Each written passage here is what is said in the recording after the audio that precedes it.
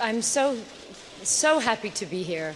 This has been long in coming. We worked on this for quite a while, and on our way over, we spoke about the women we met recently on our last trip, and in particular one woman who said that she had yet to tell her child that she'd been raped because she was so humiliated, and she couldn't bring herself to admit it to him.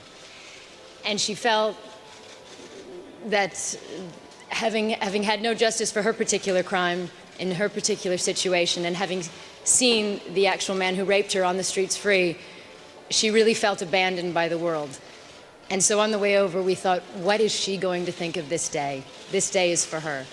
It is open to the public. They can come here to the Excel Centre and join in with us. And this will be the greatest concentration of effort, of discussion and decision ever seen in combating sexual violence in conflict.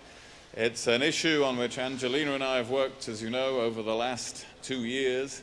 And it's also going to be a summit like no other on this subject because of what we are going to agree, of practical action that will result. The new international protocol that will set standards internationally for the documentation and investigation of these crimes. We'll see you later. Thank you. Thank you so much.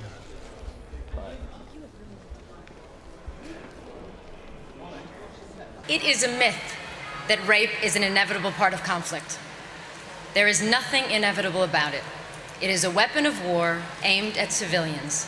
It has nothing to do with sex, everything to do with power. It is done to torture and humiliate innocent people, and often very young children. I have met survivors from Afghanistan to Somalia, and they are just like us, with one crucial difference.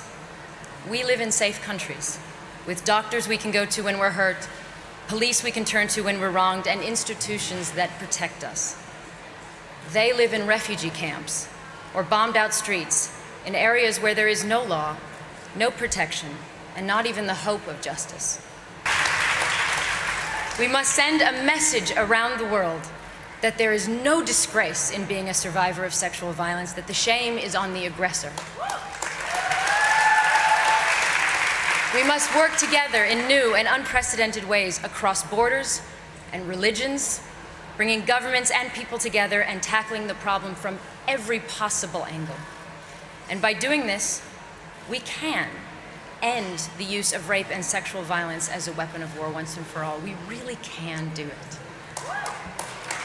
So thank you so much for joining us today, for joining us in this fight, and I wish us all a very productive summit.